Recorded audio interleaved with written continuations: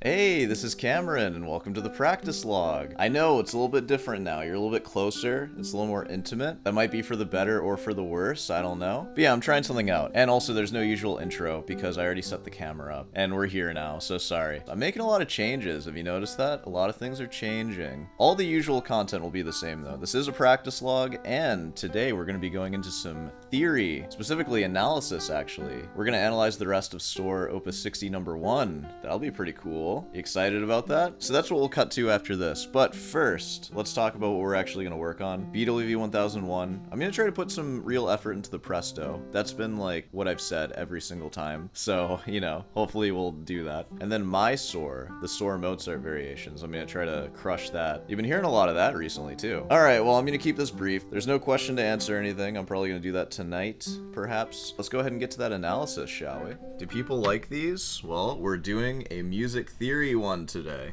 So we're actually going to finish what we were doing with Soar Op.60 No.1. We're going to analyze the second half of this sucker. So let's do it. Now, I am expecting you to be somewhat comfortable with all the stuff that we've covered up to this point. So if you need some refreshers, maybe look at the first 5 music theory basics one, or remedial music theory, excuse me. So let's go ahead and jump into it. This is why I wanted to talk about inversions here. So remember how I said the 1 chord, which in this case is going to be C, E, G? That's like a really stable triad. Let's actually hear it. It sounds like this, right?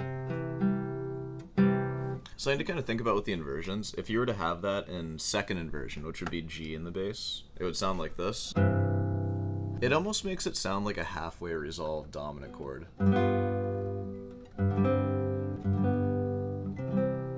And there's a type of ending that you can do with that called a cadential 6/4, but that's more in the realm of regular music theory, not remedial music theory. But the thing to keep in mind is that when you have a second inversion 1 chord, it's going to be a little less settled. That's significant. All right, the way we're starting this thing off, G, G, E, and then G, and we're in C major. So I'll actually write our chords here just for y'all so you don't have to hold that in your head. And those are the 2 chords that we deal with for now. And remember, tonic, the 1 chord that's like settled, and then the tension is the 5/7. So G, G, E, G. A lot of G. G is pretty prominent there, right? But we got an E. That is a pretty clear indicator of the 1. It is a rootless 1, which is interesting, but we're also playing a really easy guitar piece, so like, can you include every single note all the time? No. We're gonna call this a 1/6/4. So that is a second inversion 1 chord. And basically what we're saying here is that it's the 1 chord, but we're kinda, you know, we're a little topsy-turvy with it. All right, leading into the next chord, we have F, G, D, F.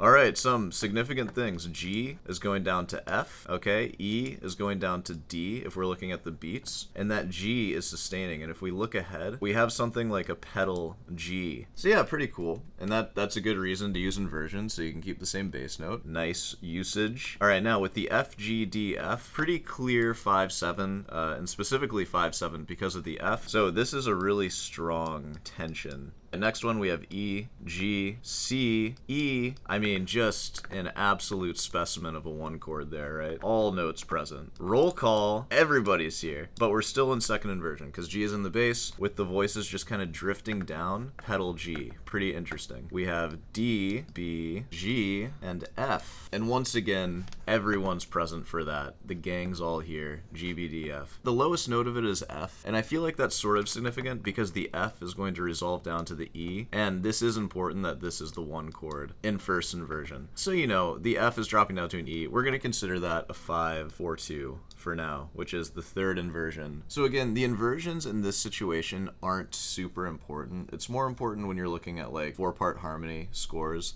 but we're kind of just using it to show us where the line is going. And the E is significant because that's the lowest note of the next chord. And the inversion's a little more apparent with this too, because the way you would play something like this is you'd want it to let it ring out, which let's actually get that measure down. It's E, G, C, E. That one sounds more like a first inversion 1 chord, because the first note is the lowest note, and it rings.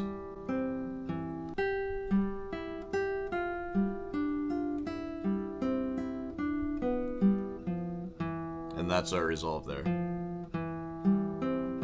Alright, let's keep going through this. Alright, next we have F, A, D, F. fat F. Be careful when saying notes like that. If you're teaching little kids and they like to just read the letters, you gotta be careful, because you can get some not so nice words. So we have a situation here. F, D, that fits the 5 chord, but we have an A mucking everything up. So what are we going to do about that? We have 3 notes in total, so maybe it's a triad. Let's try to find the root of the triad. And I'll go ahead and tell you, if you remember from measure 7 of the first line, DFA, baby, it's a D minor triad. So D, E, like skip E, F, and then skip G, go to A. DFA. This time there's no F sharp though, so it is just a D minor chord. So we're going 1, 6, 2, and let's actually do all this. So now we have E, G, low G, B, so this whole measure is almost a 5 chord, but that E is once again mucking everything up. So the way I see this is E, G is probably 1, and the inversion doesn't really matter so much anymore. 5, and now usually the final chord of a song would be a 5-7 resolving to 1, because that's like the strongest resolution, but once again we're playing a guitar tune right now, so maybe that F just couldn't be fit in there, but you know, that's where we're at. G, B, B is resolving nicely up to C. Alright, so and then this is C, and then G, C, E, and then C. And we're just going to call that whole measure a 1 root position, because it is. We have a C, and then the high notes of the C chord, and then back to a low C. That all rings out together. Now keep in mind, when things are more tense, I'm going to maybe bring it out a bit. So...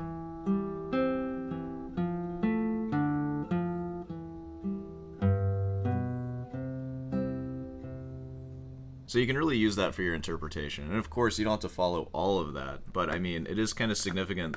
Like 2 is a big deal, because we had like something like a 2 over here, but now this is the first time we're actually getting harmony that's not a dominant or tonic chord. And now there are some arguments to be made, like maybe you can consider this F A right here to be the 4 chord, and then the D F to be the 2 chord. So it would sound more like...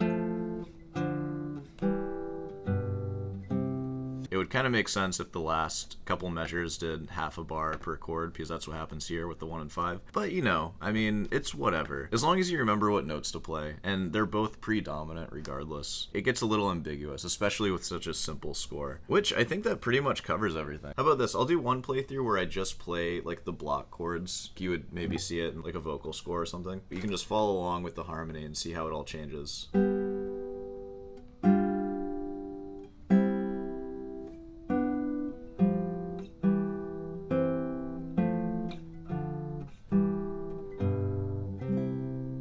And then the whole thing.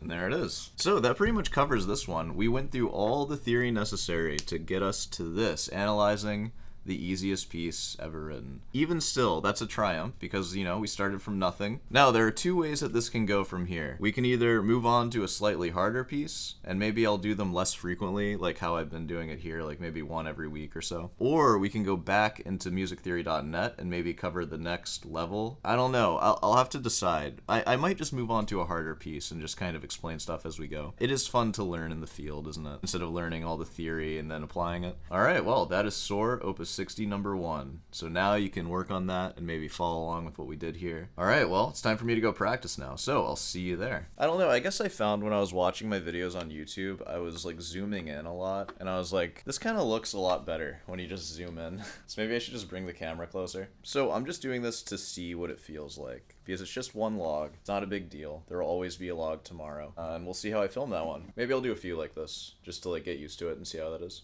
Alright, well, I'm gonna practice now. So I'm gonna start with scales, as I've been doing, and I feel like that's actually coming along pretty darn well. It's been doing a lot for me. So, remember that. Practice your scales, kids. I'll see you on the other side.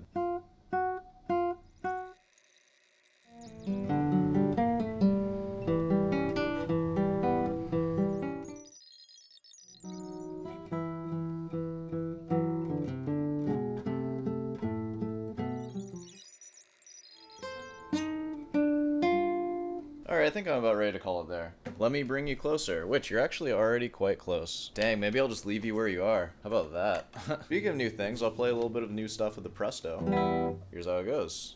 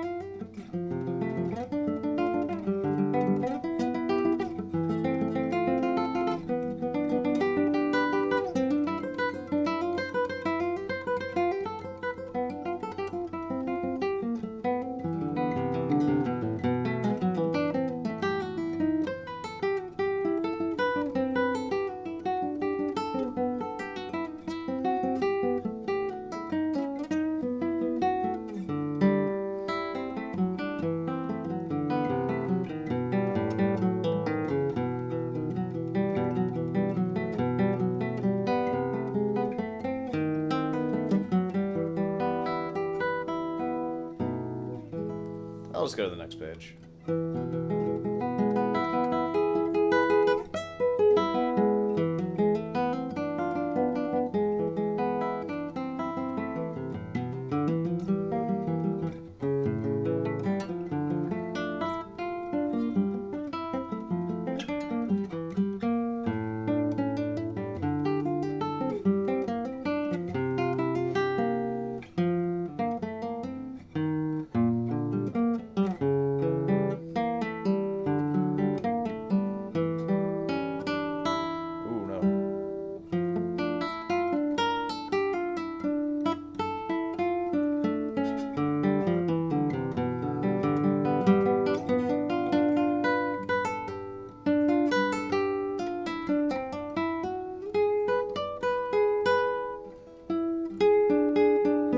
I should stop here.